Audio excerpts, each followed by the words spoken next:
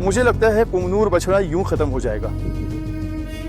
ये सब पुंगनूर नस्ल की हैं, पुरानी रक्त रेखा की। ऐसे पुंगनूर बछड़े जोड़ी 50,000 से 1,00,000 तक होती है। यहाँ कई तरह के पक्षी हैं, उनकी मधुर धुनें, क्या बात है। जब हमारे पुंगनूर के राजा पीठापुरम के राजा के पास आए तो उन्होंने इस पूरे इलाके को देखते हुए मंजिम नस्ल का एक झुंड देखा।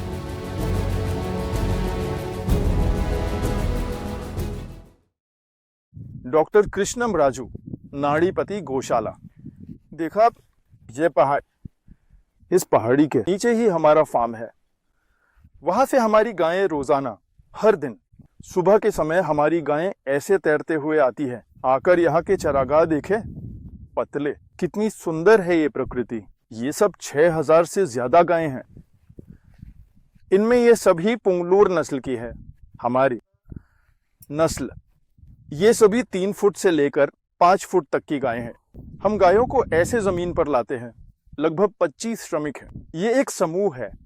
उस पहाड़ी के पास एक और समूह है। यहाँ 2-3 समूह हैं। देखिए, वहां एक द्वीप है और गायें हैं। ये एक समूह है।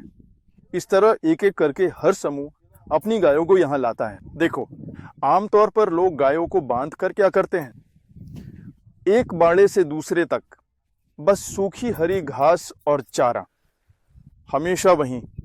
अब गाय कभी शांत नहीं रह पाती। भैंस के शांत रहने के उलट गाय दौड़ती है। दौड़ने में ही उसकी सुंदरता है। देखिए, हम इन्हें बिना तनाव के लाए हैं। कुछ गायें आराम कर रही हैं। खाकर कैसे आराम कर रही हैं? देखा, जुगाली करने का क्या मतलब है?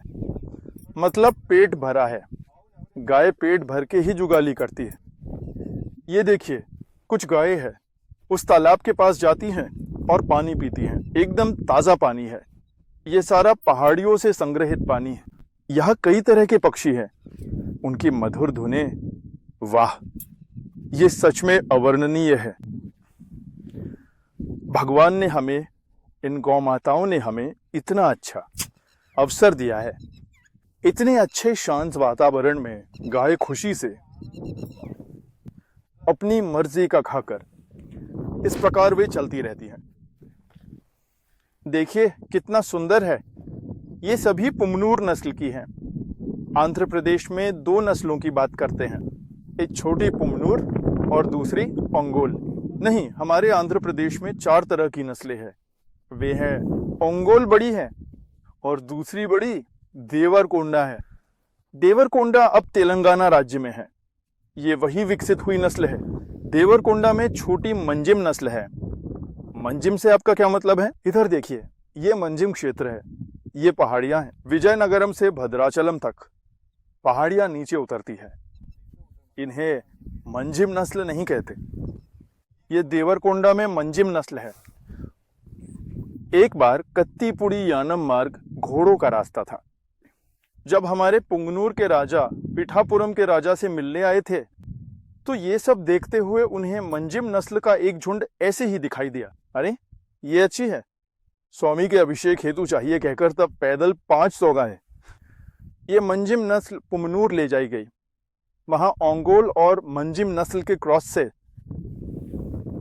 देवरकोंडा में जन्मी मंजिम नस्ल ओंगोल के साथ मिलकर पुंगनूर बन गई। फिर हमने क्या किया? हमने मंजिम और इन छोटी नस्लों से पुंगनूर की ऊंचाई और कम की। असल में मंजिम नस्ल 5 फीट की होती है। पुंगनूर भी उतनी ही, ज्यादा से ज्यादा 3 से 5 फीट। हमने उसकी ऊंचाई कम करते गए। जो 3 फीट से कम थी उसे लघु पुंगनूर कहा। फिर 2.5 फीट तक छोटा कर मिनिएचर नाम दिया। जो 2 फीट से कम थी उसे सूक्ष्म लघु कहा। उससे भी और छोटा करके हमने नाड़ीपति नैनो नाम रखा, यानी 1 फीट ऊंची। अपनी जरूरतों के अनुसार सबको छोटा किया। हमने सोचा इस गाय का आकार छोटा करने में क्या हर्ज है। 5 फीट की गाय को पीढ़ी दर पीढ़ी लगभग 10 पीढ़ियों तक ब्रीड कर हमने उसे 1 फीट तक लाकर नाड़ीपति नस्ल बनाया। अगर कोई कहे कि मेरे पास पॉकेट में रखने वाली नैनो, माइक्रो या लघु गाय है तो ये सब झूठी बातें हैं। वहां का वातावरण देखे, क्या इनके बच्चे बढ़ेंगे नहीं? हमें भी सोचना चाहिए। धोखेबाजों की कोई सीमा नहीं, बाद में कोई मदद नहीं करता। इन्हें कोई भी समस्या आने पर कोई प्रतिक्रिया नहीं देगा। बाद में उनकी ऊंचाई बढ़ जाती है, फिर वे बाड़े में भी किसी काम के नहीं रहेंगे। शहर में इन्हें कैसे पालेंगे? जी इतनी बड़ी होती हैं। ये सब पुंगनूर नस्ल की है। ये सभी पुरानी ब्लड लाइन से है, हमारी पहली और दूसरी पीढ़ी की है। ये ऊंचाई आप कैसे बढ़ाएंगे? आप कैसे कह सकते हैं कि ये बछड़े नहीं बढ़ेंगे?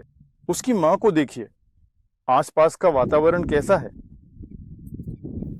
मां जितनी ऊंची, बछड़ा भी उतना। मैं एक बात कहता हूं, चुनौती देता हूं, 2 फीट से कम ऊंचाई वाली मां को दिखाएं जो बछड़े को दूध पिला रही हो। मैं दिखाता हूं, हमारे पास बहुत सारी हैं, बहुत सारी। 2 फीट से कम के प्रजनन बैल कोई नहीं दिखा पाएगा। छोटे बछड़े दिखाने से बात नहीं बनती। मेरे पास कई है। इन सब के वीडियो बनाने का हमें बिल्कुल भी समय नहीं मिलता। असली नस्ल क्या है ये आप समझिए। हमारा कॉन्सेप्ट है गाय को घर लाए, घर में ही पाले। वे सिर्फ दूध पीते छोटे बछड़ों को 1-2 साल का बताकर बेचते हैं। आप उन्हें ले जाते हैं और 80% मर जाते हैं। मुझे लगता है पुंगनूर बछड़ा ऐसे ही खत्म हो जाएगा। मैं बहुत दुखी हूं। दूध पीने वाले बछड़ों को ले जाने पर उन्हें पेट और त्वचा संबंधी समस्याएं होती है, जिससे वे मर जाते हैं। बाद में आप ही मुझे बताते हैं कि वे जवाब नहीं दे रहे हैं। फिर आप ही हमारी टीम को फोन करके बताते हैं कि सर, हम कैसे ठगे गए। कृपया इन सब बातों पर विचार करें। ऐसे पुंगनूर बछड़े हमारे पास 50,000 से 1 लाख रुपए में मिल जाते हैं। कोई आपको कोई दस्तावेज नहीं देगा। हम सब कुछ देते हैं, जैसे उसकी अभी की ऊंचाई और भविष्य में कितनी बढ़ेगी। ये हम निश्चित रूप से बताते हैं। उससे 1 इंच भी ज्यादा नहीं बढ़ेगी। जो लोग हमसे लेते हैं उन्हें चिकित्सा सहायता मिलती है। जीवन भर कोई भी समस्या आए, हमारे पास कर्मचारी हैं, हमारी टीम है। हर राज्य में हमारी प्रशिक्षित टीम होती है। जरूरत पड़ने पर डॉक्टर आपके पास आकर जांच करेंगे। अगर उनसे न हो पाए तो हम खुद इलाज कर आपको दे देंगे। अगर उसका दुरुपयोग हो तो हम उसकी जगह दूसरा देते हैं। हमारे अलावा जीवित पशुओं के लिए इतनी सारी गारंटी और जीवन भर सहायता भला और कौन देगा? मैं गोमाता के प्रेम से कह रहा हूं, क्योंकि ये बताना मेरी जिम्मेदारी है। और कई लोग एक और धोखाधड़ी ये करते हैं, चाहे वो हमारे इंस्टाग्राम, फेसबुक, यूट्यूब या रील्स पर ही क्यों ना हो। मेरी प्रोफाइल, मेरी फोटो, मेरे सारे वीडियो डालकर अपने अनुपलब्ध नंबर देकर लोगों से पैसे ठग रहे हैं। ये झमेला आजकल बहुत बढ़ गया है। मैं इन सब पर ध्यान केंद्रित नहीं कर पा रहा हूं, इसलिए मैंने वो सब छोड़ दिया। इसलिए आपको इन सब पर एक बार गौर करना होगा। आपको देखना होगा, ये आपकी जिम्मेदारी है। 5-6 लोग रोज कहते हैं कि उन्हें ठगा गया। हम इन सबको नहीं पकड़ सकते क्योंकि ये पूरी दुनिया में है और इस तरह के लोग भारत में बहुत ज्यादा है। इन सब से बचने के लिए आपको खुद विचार करना होगा। यदि कोई ऐसी बात कहे तो पैसे देने से पूर्व हमें संपर्क करें। आपको सही और असली बताया जाएगा, उसी के अनुसार ले। आप गाय बड़े चाव से घर में पालने के लिए लेते हैं, उसका आनंद लें। मेरी राय में उसकी वजह से आपको तनाव नहीं होना चाहिए।